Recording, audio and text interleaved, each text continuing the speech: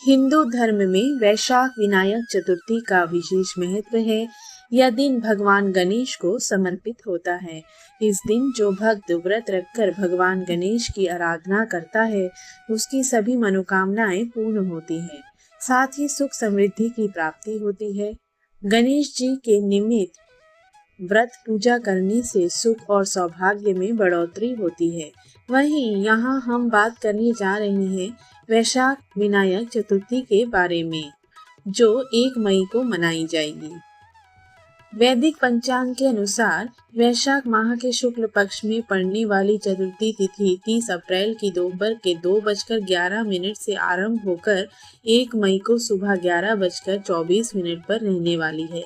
ऐसे में उदया तिथि में गुरुवार 1 मई को विनायक चतुर्थी पर्व मनाया जाएगा।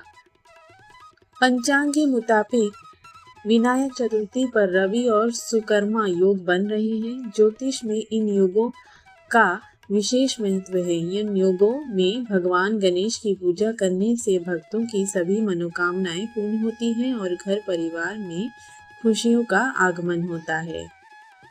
आइए जानते हैं वैशाख विनायक चतुर्थी 2025 का शुभ मुहूर्त।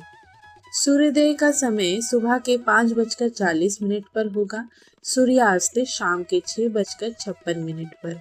चंद्रोदय सुबह के 8:23 पर।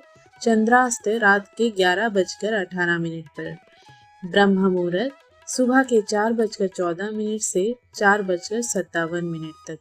विजया मुहूर्त दोपहर के 2:31 से 3:04 तक। गोधूली मुहूर्त शाम के 6:55 से 7:17 तक। निशिता मुहूर्त रात के 11:56 से 12:39 तक। विनायक चतुर्थी पूजा विधि। इस दिन सुबह जल्दी उठकर स्नान करें और सूर्य देव को अर्घ्य दें। फिर चौकी पर साफ कपड़ा बिछाकर भगवान गणेश की प्रतिमा रखें। इसके बाद बप्पा को मोदक, दूर्वा, हल्दी आदि चीजें अर्पित करें।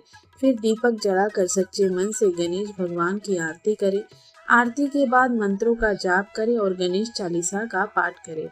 अंत में मोदक और फल का भोग लगाकर लोगों में प्रसाद बांटें।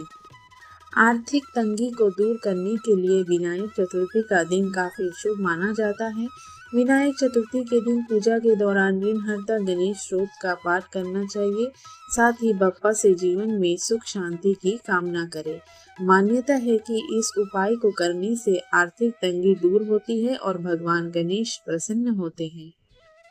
विनायक चतुर्थी के दिन चंद्रमा का दर्शन नहीं करना चाहिए। चंद्र दर्शन करने से दोष लगता है।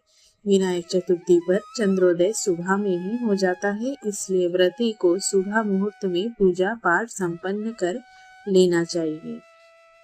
ओम गण गणपतये नमः।